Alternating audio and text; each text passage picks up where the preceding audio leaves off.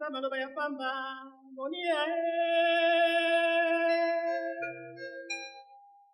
indela ngai telia. Hi guys, I hope you're all doing good. I'm so happy to be back today with another video, and I'm really looking forward to share with you the name of this artist because he's someone so important in the history of modern African music.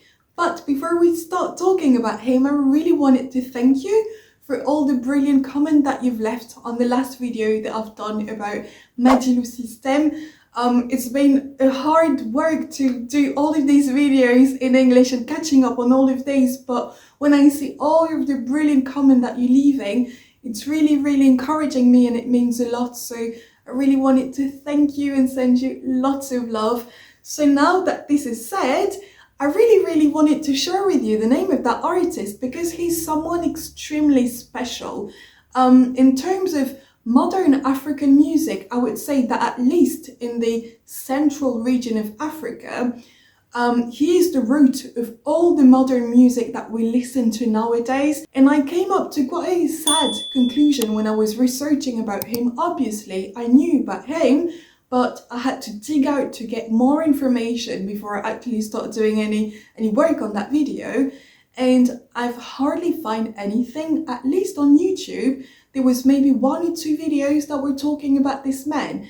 And I thought that is such a shame because you might know his name, you might not, but you probably have heard at least one of his songs. And I find it really sad to notice how we don't have much information about him, but most of all, that we don't celebrate the legacy of that man because we owe so much in terms of music as well as in terms of understanding of politics for African countries as well. So I'm really looking forward to share his name with you, and please, I do hope that after watching that video, whenever you're going to be listening to one of his songs, you're going to remind people who he is and you're going to share his name with you, because for me, that's the purpose of that channel, whether I do it through singing or I do it through that type of videos or the documentaries. For me, it's all about sharing the name of this great artist who really fed the legacy of the music that we listen to nowadays.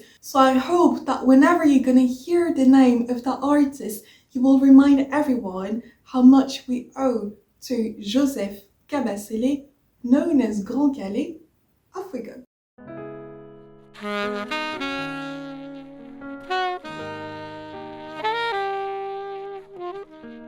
Joseph Atanase Kabasele Chamala was born on the 16th of December 1930, and I really want you to keep in mind that he was born in 1930 because many things were happening at this time musically throughout the world, but also in Africa, and more specifically in the region of Central Africa, in Congo Brazzaville, and in Congo at the time Leopoldville, but now we know it as Congo Kinshasa, the Republic Democratic of Congo. Many things were happening musically at the time, and it's in this context that he was born. And there's another thing that I'd like you to keep in mind. He's obviously was known as Joseph Kabasele, but his nickname, and sometimes that's the only name that people know when they refer to him, is Grand Kalle. And Grand, I really want you to keep in mind this specific word because it also has a very specific importance, but keep in mind that he was born as Joseph Kabasele and his nickname was Grand Kalle. And at this time, he was born in the 30s and many things were happening musically. So Joseph Kabasele was born in the 30s in the town called Matadi. So he was born in that town. And when he was very young, his parents and himself are going to move. They're going to move to the capital city, at this time Leopoldville, and now we know it as Kin, for those who are from Congo, Kinshasa. So he was born in that place, but they're going to move very quickly to the capital city. And he's obviously going to be doing his studies. And interestingly enough, he's going to have the same type of stories as lots of artists that I've talked about on the channel. So it's the same story as Mangwana, Tabu Ley Rochereau, or Papa Wemba that I haven't done the video just yet, but don't worry, I'll do it. He really started to have an interest in music, just like the other artists, through church. It is thanks to church that he's going to start to have a stronger interest in music, and he's actually going to start to sing in the choral of the church where he used to go with his parents. And obviously it's something that's going to follow him throughout the year as he's going to be growing up. And at the age of 19 years old, he's going to take the official decision to focus on music only and to become a musician. But for him, it wasn't just the case of being an artist, doing music here and there. It was very much a dream that he had. It really came from this inner feeling of sharing music, but through that vocation of having that dream and being an artist.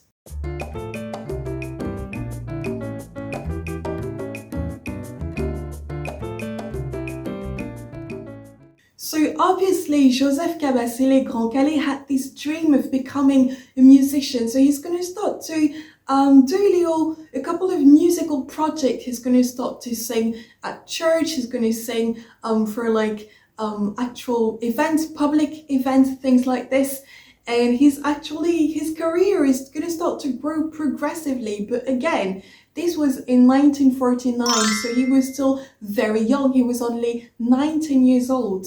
And before we go a little bit further into what's going to happen to him musically, I'd like to go back into the context of what was going on musically, because it's extremely important to understand what was going on at the time in terms of music. You have to know that before 1950 in Congo, Kinshasa, it was illegal to have music that was non-European influenced music on the radio, on any sort of public spaces. It was illegal, meaning that any sort of traditional African music and music that was sung or expressed in any sort of African languages, whether it was in Lingala, in Kikongo, in Chiluba, that was illegal. People were not allowed to express themselves, and whenever they would have that type of music was called gumbe. It was a music that was obviously illegal, but it doesn't mean that African people didn't want to express themselves. They were still doing it, but it was not the type of music that you could legally listen to at the time. And so I've mentioned it on the documentary, but I haven't done it in English just yet because it's taking me a lot of time to do the voice off. So I'm going to give you much more context that I'm going to do on the French version, because the French documentary, for those who are brave to watch it, I leave it there in the meantime. But to give you a little bit of context, you have to know that the root of Congolese music is a little bit like a musical journey. It's really something that traveled over time, actually over the centuries. And interestingly enough, you have to know that at this time in Congo, in the early 40s, in the west part of Africa, you had military base with American militaries and Cuban militaries. And obviously, when they arrived in Africa, and this more specifically in Senegal, in the city of Saint-Louis in Senegal, when they're going to arrive over there, they're going to bring the music with them. American are going to bring jazz with them, and Cuban are going to bring Cuban rumba with them. And that music is really, really rooted to the actual history of Congolese music itself. So to give you a little bit more details about this and what I mean by it is connected, it's simply because at the time of slavery, lots of the slaves that were from the central region of Africa, and I'm not talking specifically about Congo, Brazzaville, or Kinshasa, I'm really talking about the region of Central Africa and the Bantu culture. Lots of these slaves are also going to go to Cuba. They're going to be shipped all the way to Cuba, and naturally they're going to bring with them their culture, the music that they grew up with, that they've listened to, and it's something that really going to remain in the Cuban culture. And when the actual Cuban rumba is going to be created, they actually, if you listen to Cuban rumba, you can hear the rhythm really connected to African music. But the word rumba itself comes from the word kumba, which is a word in the traditional language of Kikongo in the region of Central Africa, and it means belly button. And it's again something very symbolic because of how much in Africa we dance with the belly button, with the hips, and it became something extremely rooted in the culture of slave at the time in Cuba. And whenever that music transformed into whatever Cuban rumba is, they kept the African heritage. So if you listen to Paloma Yombe, that type of music, you can really hear the African heritage that they kept in that music. So that music traveled with the slave, and it came very much from the central region of Africa. Again, the region, not just the frontiers of this country that we know nowadays. And when the slaves in Cuba actually themselves moved again to another location, which is extremely important to the history of Congolese music, they're going to move with this music as well. And actually there's going to be a revolution in Cuba and in Haiti, and lots of the slaves are going to go to a specific location in America, and that location is New Orleans. And when they're going to arrive in New Orleans, in Louisiana, again, they're going to bring the music with them.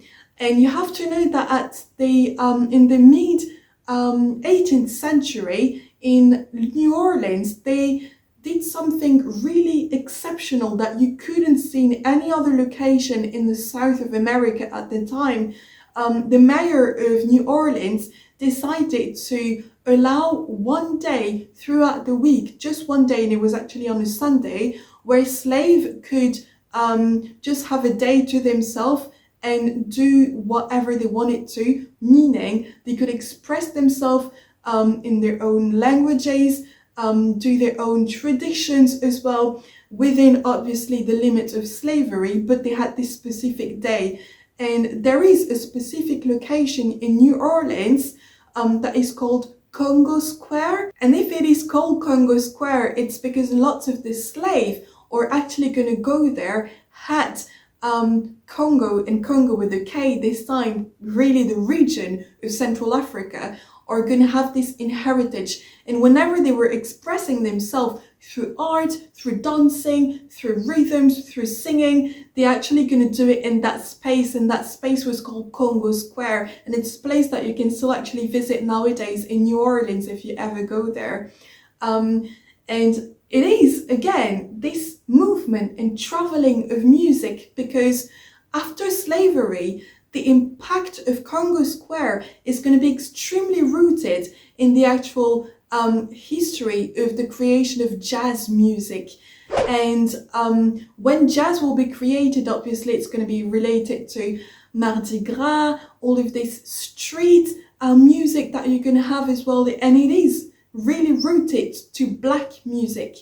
And again, when the American military are going to go all the way to Saint Louis in Senegal, and that music is going to travel around, it's really going to connect for lots of African people and people in Congo, because that music had the same rhythm in a sense as what they knew as well. So again, they're sort of going to reconnect to that music, and that's why jazz and Cuban rumba are going to become extremely popular at the time. And it is at this time specifically, I've mentioned it in a couple of videos that I've done recently, it is at this time that when Cuban rumba specifically is going to become very popular, that one man is going to decide to do a specific song that was connected to the Cuban rumba rhythm, but more specifically and something completely new this time. He's not going to be singing in Spanish. He could have, because Cuban music is obviously sung in Spanish. He's actually going to be doing that song in Lingala, and that music is going to be an absolute triumph all over the continent and all over the country, simply because for the very first time, remember, the music gumbe, which is illegally done African music basically at this time, for the first time you would have a song that was done with this new rhythm that was so fashionable at the time, but it would have been done in Lingala by an African man, and that song is done by Wendo Kolosai and it is called Marie-Louise.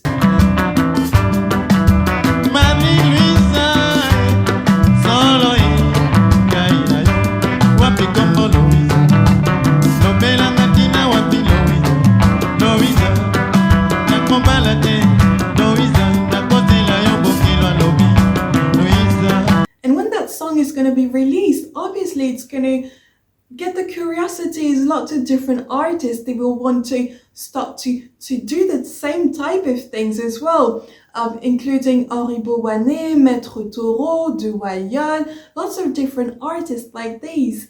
And it's also going to allow the very first music label to be created. One of the first music label created in Congo is called Ngoma. Ngoma means drum. It means drum in Kikongo, one of the languages spoken in Congo and in the region of Central Africa, generally speaking. And it's obviously going to attract the attention of lots of different artists. And there's another music label that's going to be created, and that music label is going to have lots of importance in the musical career of Grand Kalle. This label is called Opika.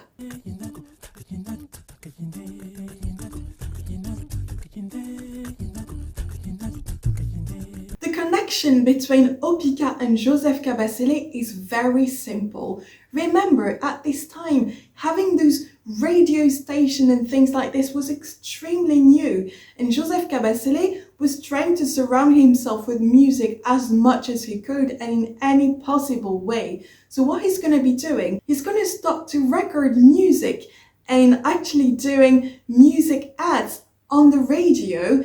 And Joseph Kabasele had a very beautiful voice. So naturally, the two co-founders of the label Opika, Gabriel and Joseph Benetar, are going to start to notice the voice of Joseph Kabasele, and it is by doing those musical ads that he's going to be actually contacted by the two brothers, Gabriel and Joseph Benetar, who will be the very first one to sign him on their music label, Opika. We are now in 1952, so Joseph Kabasele managed to sign his contract with the two brothers from the Opika label, so he was very happy because again, they've noticed his talent and they've noticed his voice, so he was very pleased with that. But you have to know that Joseph Kabasele is not only known for being a great musician and a great singer, he's also known for being the founder of a very important band in the history of African modern music. And the same year, actually, in 1952, Joseph Kabasele is going to meet an artist thanks to the two brothers from the Opika label, and that artist is a Belgian saxophonist, and his name is Flute Kendricks.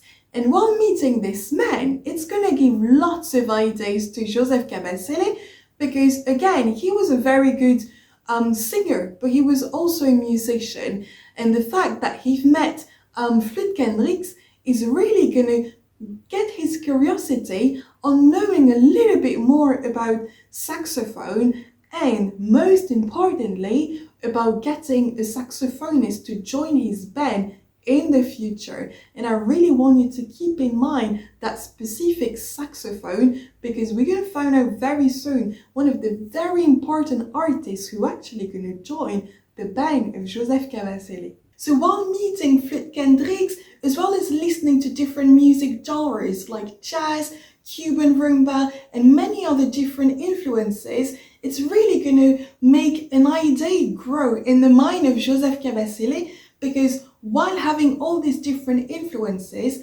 Joseph Kabasele is going to have a dream, and that dream will be to create, at least at this time, the most important and the most successful music band, and that's exactly what he's going to be doing. But you have to keep in mind that Joseph Kabasele created an amazing band, but he wasn't the only musician that was part of that band. It was really a team effort. So I really want you to keep in mind that Joseph Kabasele gonna have this dream, and he's gonna make that dream a reality thanks to lots of different musicians.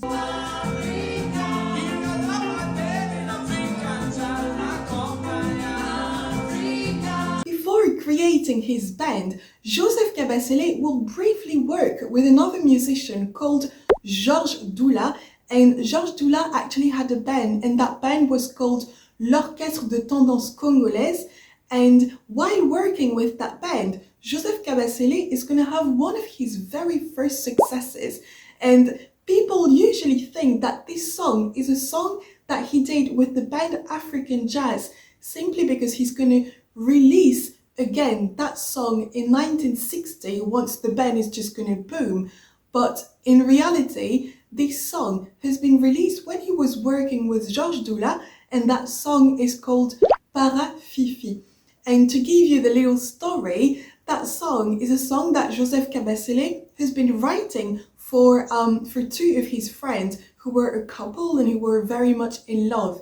So if you listen to the song Parafifi, you're going to hear the word Paraíso. Paraíso is the name of one of Joseph Kabasele's friends who was in love with a very specific woman, and that woman is the very first woman who's been, at this time they call it speakerine, but I would say that now it's more a radio presenter. She was the very first woman to be a radio presenter for the radio station Radio Brazzaville, and that woman is called Félicité, and he actually took her name as the title of that song that is called Parafifi. Fifi was the nickname of Félicité, and he's been writing this song, and it's going to be a huge success at the time, which is the reason why 7 years after this he's going to release the song again with his band. But originally the song Parafifi is a success that Joseph Kabasele will be having with Georges Doula at this time in 1952. À cette époque-là, il était déjà au sommet de sa gloire. Il avait déjà fait Parafifi. Quand j'en parle, parce que je sais que c'est sa chanson qui a fait le tour du monde et qui continue à être jouée partout dans le monde. The year after, in 1953, Joseph Kabasele will eventually create his first band. And you really have to keep in mind this date, because for me, it is a historical moment for the history of African modern music.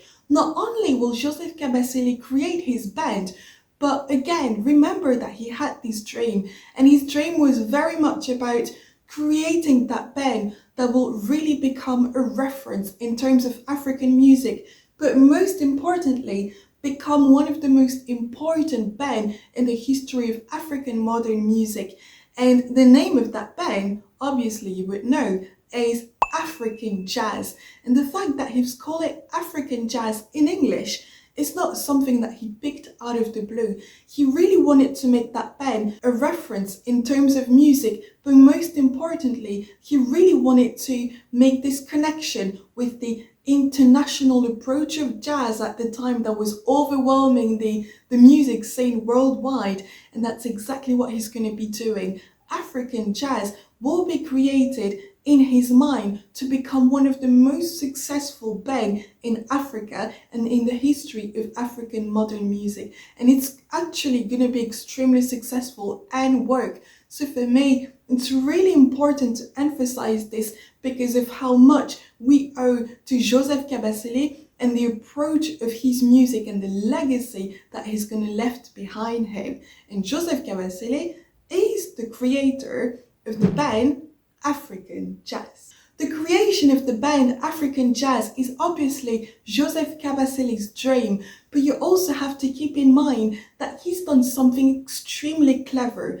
Obviously, he wanted to do a very successful jazz band at the time, but the very clever thing that he's going to do is not only creating that band and merge it with different music genres, because you have to remember that at the time, Cuban rumba, jazz and cha-cha-cha was extremely popular in Africa. But what he's going to be doing and the innovation that he's going to bring is the fact that he's going to use the three main music genres and he's going to merge them. He's going to create a fusion with the actual traditional African rhythm and the Bantu rhythm that you can find in the region of Central Africa. And the fact that he's going to be doing this is going to create something extremely unique and a new sound, because obviously people were getting accustomed to listen to jazz, to Cuban rumba. Again, Cuban rumba has rhythm that are extremely connected to Africa, but it wasn't African music as such. And the actual innovation that he's going to bring is the fact that he's going to make those music genres merge together and create something extremely new. He's going to create a new sound, and the innovation that he's going to bring to the table, it's going to be something that at the time was extremely new and people had never listened to and heard about.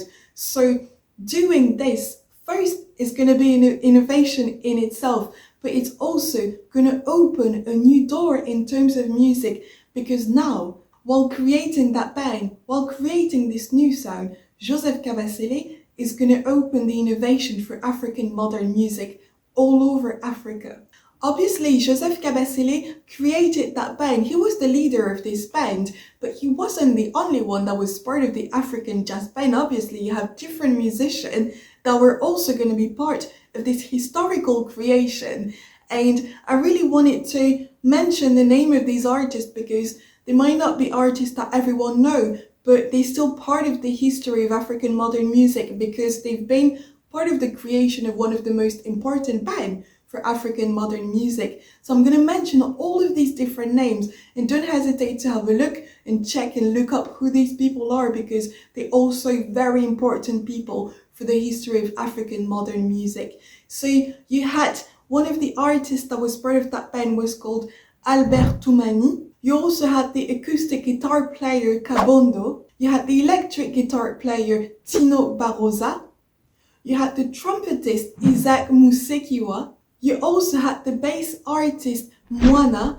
But I really wanted to emphasize that there was a very specific person that is the only female artist, the only female singer that's going to be part of that band. Her name is Lucy Eyenga.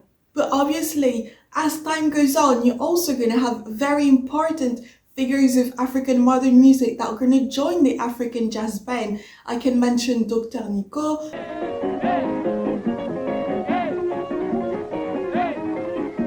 Tabu Ley Rochereau as well.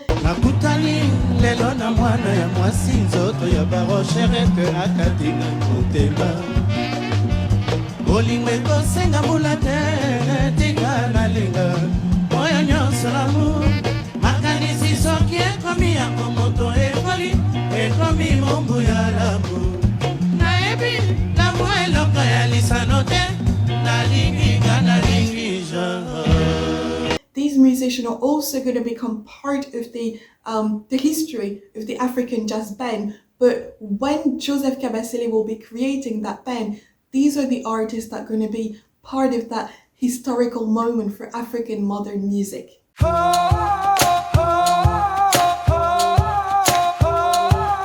Obviously, the creation of the band African Jazz was the dream of Joseph Kabasele, and it was something very personal to himself. But you have to keep in mind that the creation of that specific band was within a wider context of development of the African consciousness in terms of music and in terms of the potential of the African continent, of African people, and what they can bring to the table in opposition to all the oppression that they were going through on a daily basis. To give you a little bit more context about this over general cultural and innovation aspect of it, in 1950, there was the creation of what we called Alliance des Bas-Congo, which is sort of a movement that was there to spot the light on the greatness of what the people from Congo could do, and also the fact that they really wanted to spot the light and make the greatness of the different languages that were spoken in Congo Kinshasa at the time, including Kikongo. And they're actually going to create that sort of allowance together, and there's other stuff that were happening at this time, and something very specific is going to happen in 1953, and it is the creation of a specific book. A specific book is going to be written by this this group of very intellectual African and Congolese people who really wanted to bring awareness on the greatness of the African continent and the country. And they're actually going to write a book that will be released exactly, and I think that it's symbolically very strong, exactly 4 years before the independence, the 30th of June 1956, so 4 years before the independence, a book that is called Le Manifeste des Consciences Africaines. And when the book is going to be released, it's going to be an absolute success. And the book is very much about spotting the light on the greatness of African people, of Congolese people, and actually bring awareness about the condition of African people in Congo, more specifically the inequalities and the oppression that people were going through on a daily basis. So it was very much about having that awareness and sort of become almost revolutionaries about everything that was going on at the time. And this specific book is going to be a very good success. And actually the very first president of Congo, of the Democratic Republic of Congo, Joseph Kasavubu, was part of this ABAKO allowance of intellectual, and it is also something that Joseph Kabasele will very closely follow. So again, the African Jazz Band will be created within this very specific context of awareness on all of these different things to bring the light on the greatness of Congolese people. And interestingly enough, you might be familiar with the term Harlem Renaissance. That was sort of a cultural movement that was also there to spotlight on the greatness and the great potential of African American in America. And at the time in Harlem, in New York City, there was this huge cultural revolution that included literature, fashion, cinema, and obviously music, with a very strong emphasis on jazz. And it is something that Joseph Kabasele is going to feed himself with as well. And it's also going to shape the approach of the music that Joseph Kabasele is going to create, especially a couple of years after this, in 1960. Indépendance Cha Cha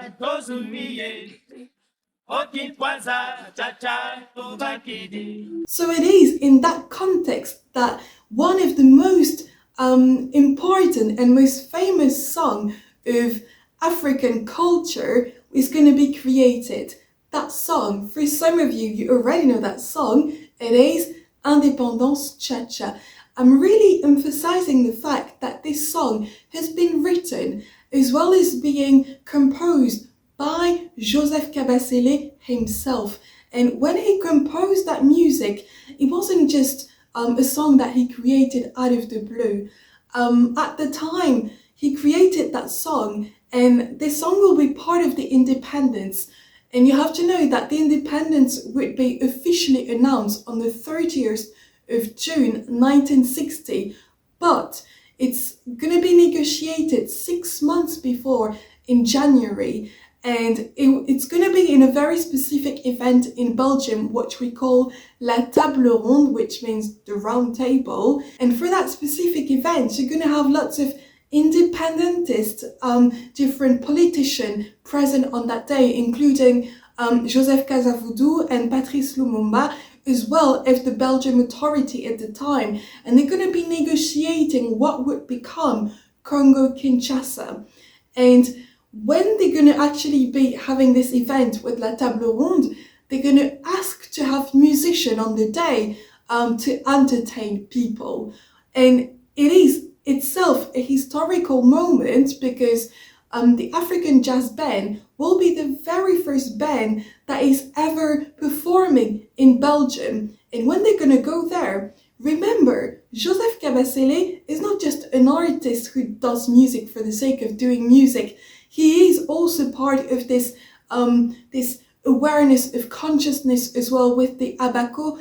And when he's going to decide and accept to go to Belgium, he's going to have in mind this aspect of rising the excellence of Black people, of Congolese. And while writing that song, he's going to keep this in mind. And going there, he made very clear that he wasn't there just to entertain. He was there as part of this political movement for independence.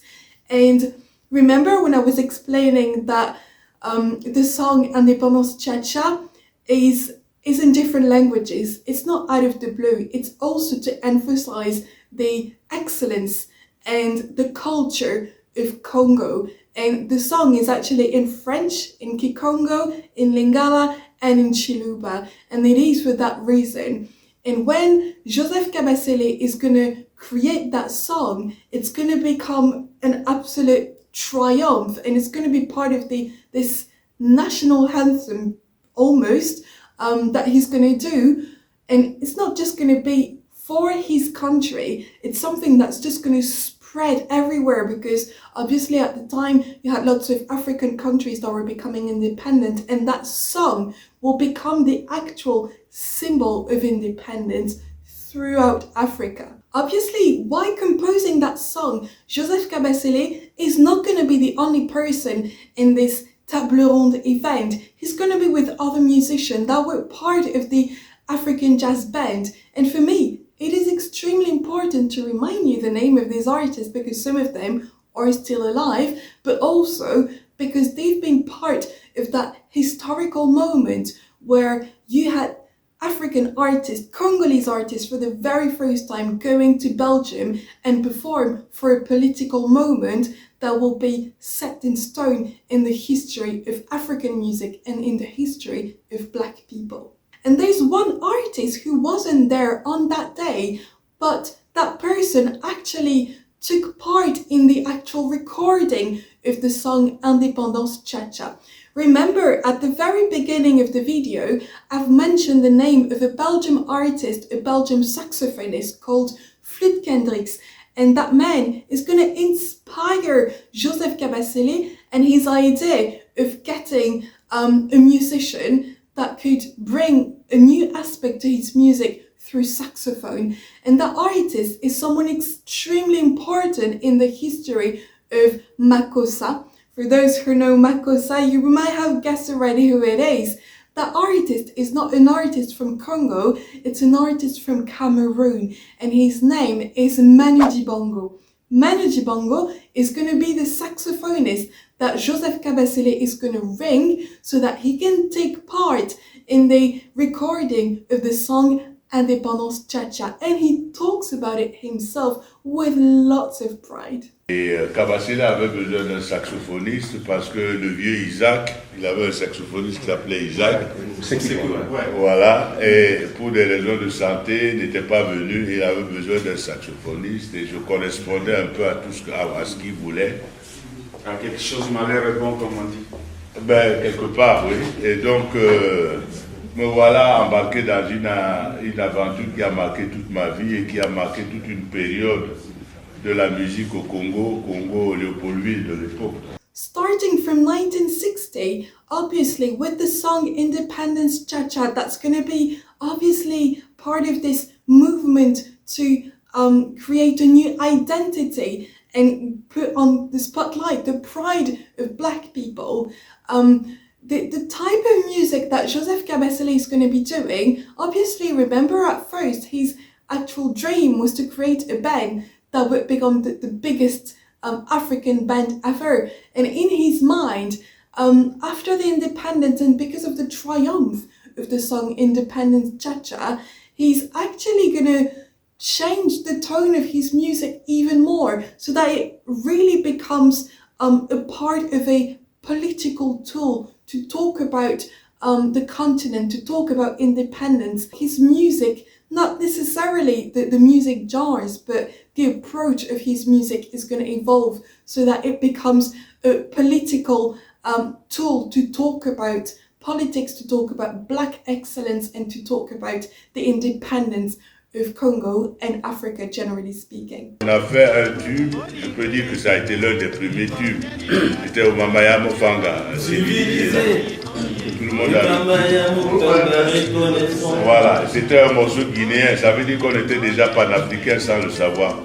And to give you another example of this political commitment, in 1967, so 7 years after the independence, there's going to be a political event that is called Le Sommet de Oua, and during that event you can have many African president present on that day, and Joseph Kabasele is going to be there. And what he's going to do, he's actually going to give each of the political figure present on that day a vinyl of one of his songs, which was actually about independence and about the pride that he had for his country. And I'm just telling you this as an example, but it's really something that is going to become a part of the DNA of Joseph Kabasele's music. And we're going to see that in a second, but it's also going to impact the different successes that he's going to have going forward.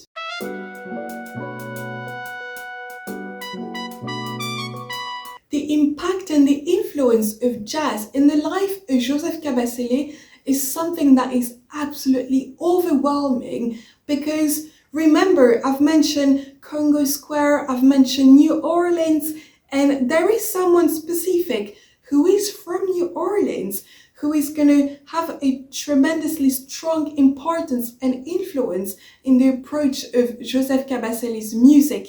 That man, for some of you would have guessed, is Louis Armstrong. Louis Armstrong is one of the most famous trumpetists and jazz musicians of the 20th century.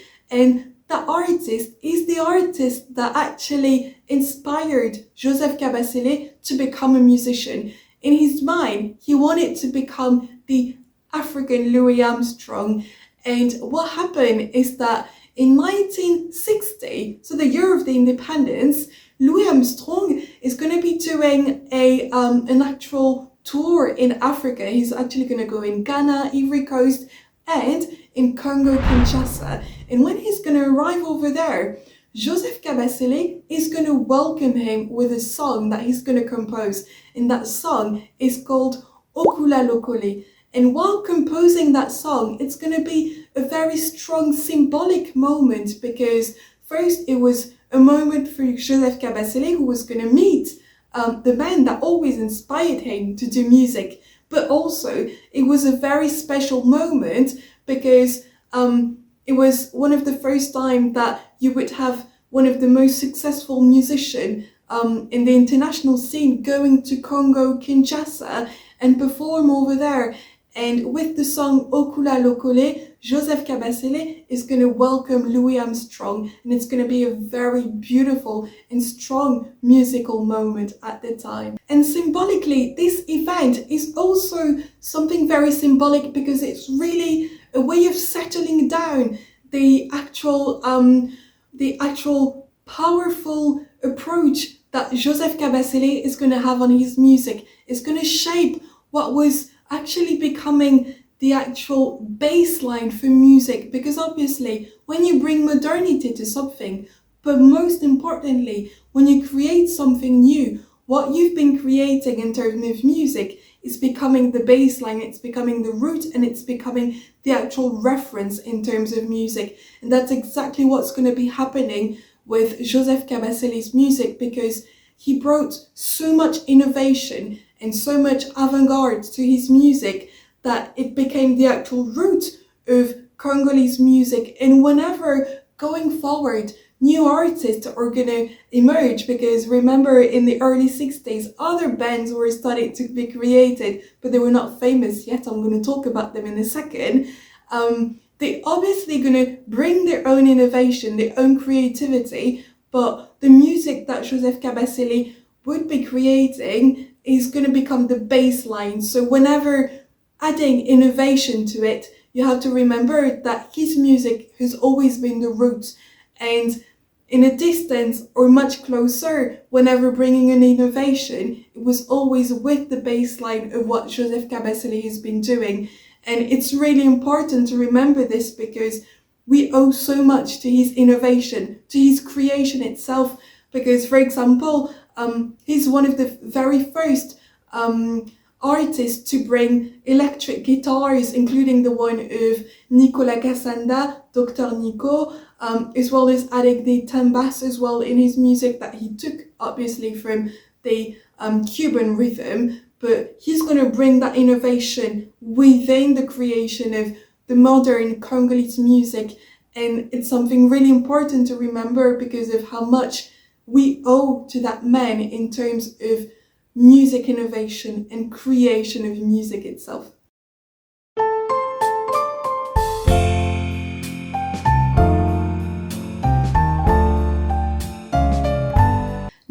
'60 is also the year in which Joseph Kabasele is not only going to become the main figure of the African Jazz Band, he's also going to create his own music label, which is called African Jazz. And when he's going to create that band, remember I was just mentioning that there were different type of band that started to emerge using the baseline of the music of Joseph Kabasele. Well, this very specific band that actually going to be produced by Joseph Kabasele, that band is a band that I've mentioned, don't know how many times, 100 times on the channel already.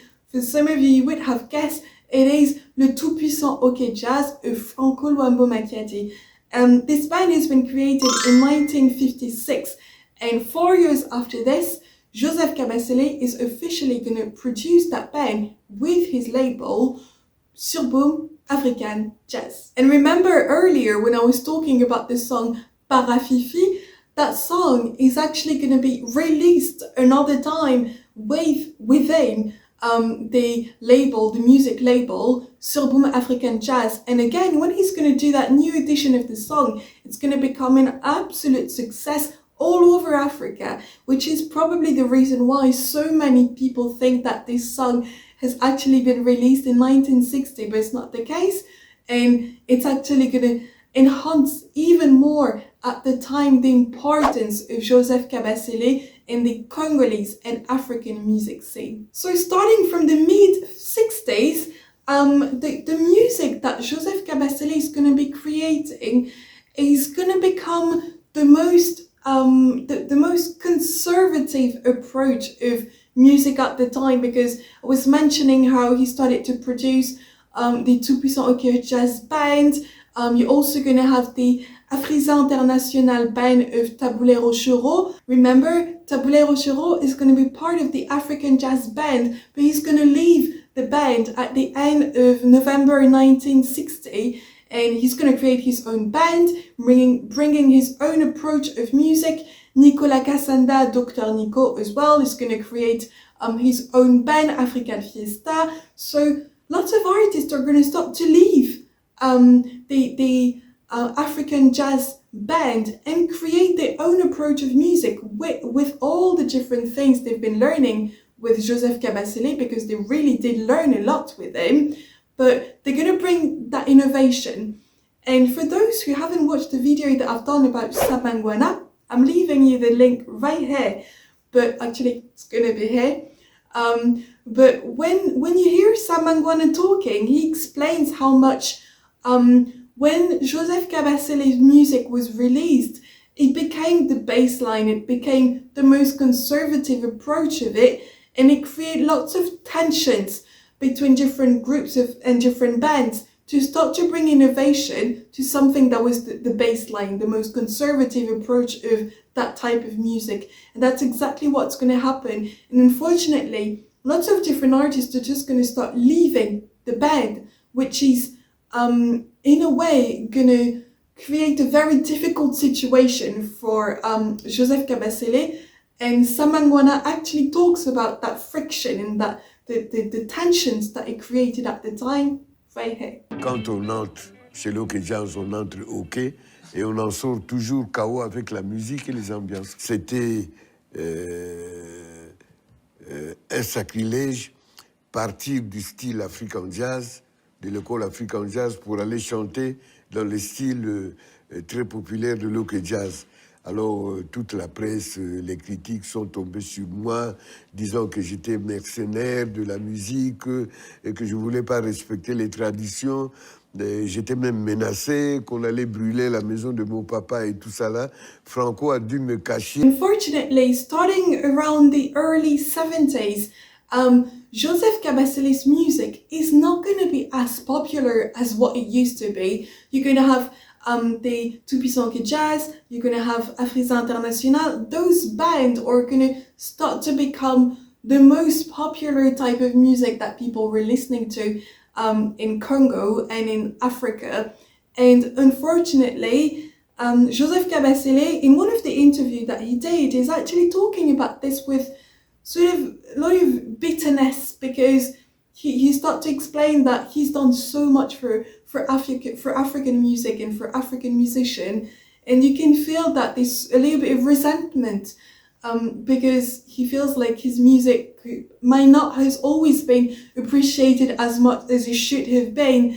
And there's also another thing, because so many different bands are going to start to become popular and are going to create their own music label, and it's going to become very difficult for him to follow on this. And unfortunately, his music label, Surboom African Jazz, is going to go bankrupt, and that's something that he mentions, and you can feel that there's a bit of sadness in a sense, and I find it quite sad as well, because of how whenever other artists are talking about the people that inspired them, Joseph Kabasele, whenever it used to be, I don't know, it could be Franco Lumabo Makiadi, Mangwana, or Tabu Ley Rochereau, Papa Wemba, these artists would always mention him, and they would always refer to him as one of the most important artists that really impacted their music in a positive way. And there's actually something that he mentions in one of his interviews, and I'm going to put an extract just after. He actually mentions, and remember I was talking to you at the very beginning of the video about his nickname, which is Grand Kalle, and he talks about this because when he created the African Jazz Band, Joseph Kabasele was extremely young. He was in his early 20s, he was very young. He signed with Opika when he was 19, so that's how young he was.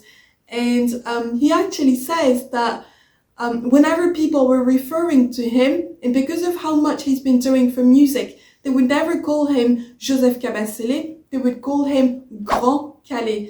And the reason being, if you're from Central Africa, you might know already, but grand in French means tall, or it means bigger than, and it's a word that people use to talk about men when they want to have a respect towards him. So they would say Grand Kalle to show him how much he's the bigger brother in a sense, and how much they have respect for him and for what he's been doing in terms of music, and how much they owe him as well. So Grand Kalle is the nickname of Joseph Kabasele for that reason. It's because of how much he's been an important person and how much he was someone extremely respected by people. Quand on m'appelle grand, même quand on m'appelle vieux, j'avais 23 ans, on m'appelait vieux. Ce n'était pas d'une manière péjorative. Je sentais que les personnes qui m'appelaient, déjà quand j'avais 23 ans, m'appelaient vieux, je sentais qu'ils ne m'insultaient pas, je sentais qu'ils voulaient donner en moi une responsabilisation. Donc c'est une question de responsabilisation, et je crois que de toute ma vie, quand j'ai abandonné la bureaucratie pour la musique, d'aucuns peuvent attester, et l'histoire est là pour le confirmer, que j'ai vraiment eu la responsabilité et j'ai été à la hauteur de mes responsabilités, car les monuments orchestraux qui sont en ce moment à travers toute Zaïre et qui ont eu reflet sur toute l'Afrique répondent exactement à ce que je pensais, à l'apostolat qui a été mien. Je suis heureux, même si par moments je suis payé par la plus belle des récompenses, c'est-à-dire l'ingratitude. Je considère que c'est une très bonne chose car je n'ai pas attendu pour rien. J'ai quand même eu une récompense. Unfortunately, because of all these issues that he's going to start having in the early 70s and how the music that he's going to be doing is not going to be successful anymore because of how his music label is almost going to go bankrupt because people were working with different musicians, different producers and not with him anymore. He's going to withdraw from the music scene, even if he's still going to be working a little bit with KALLÉ. He's going to withdraw from the music scene, and in a sense, it's sort of going to hurt him a lot. It's going to hurt him physically, emotionally, and mentally as well. And it's going to be difficult for him to overcome the fact that despite of being such a pioneer of music, his music wasn't popular anymore and he didn't manage to follow on what others were doing. And unfortunately, on the 11th of February 1983, he's going to pass away in Paris. And lots of artists are going to pay a tribute to him because of how much, again, we owe to that artist. We owe him in terms of music avant-garde, in terms of innovation, in terms of political and historical legacy, because Indépendance Cha Cha is such a popular song throughout the world and it's still known, it's still listened to, and you still have lots of covers of that song and many others of Joseph Kabasele. But really, for me, it was really important to share his story with you because of how much we owe to that artist and how much I didn't find many videos that would talk about that man in the appropriate way that he deserves because of how much he's been an incredibly talented, gifted, genius musician, and how much the music that we listen to nowadays is deeply connected to what he's been doing not even 90 years ago. And another symbol of this is the fact that he's been working with lots of different musicians from Africa, and at the time it wasn't something that many people would do. They would usually just work with people from their own country, but he didn't, because for him what was important was most importantly to share good music, and it didn't matter if you were from Zimbabwe, if you were from Kenya, if you were from Cameroon. What mattered was the music that you could bring on the table, and the fact that he's been working with so many African artists, and at the same time the fact that his song Indépendance Cha Cha has been this symbolical musical moment of African unification of our countries is something that I find extremely symbolically beautiful. Au demeurant, c'était un visionnaire parce qu'il n'était pas évident. Bon, faire des disques, je pouvais correspondre à quelque chose, mais m'amener dans son orchestre alors qu'il n'y avait que les Congolais dans l'orchestre, tout le monde n'était pas d'accord d'ailleurs. So I'm pleased to have shared his story with you, and please feel free to share it with whoever you want to, because honestly that video is probably for me one of the most important, because I didn't find any video that would talk about him in this appropriate way that he deserves. So please share it with as many people who enjoy music as you'd like to, and I really hope that you've enjoyed it, because you might not have noticed, but I've been recording that video 4 times. That's why you see me with different makeup, with different hairstyle. So it has been an absolute thing all over the place, but at least it's done and he really deserves it. I hope you'll enjoy it, and I'll see you very soon with the next video. I'll send you lots of love. Indépendance Cha Cha tozumiye Okikwanza Cha Cha tubakidi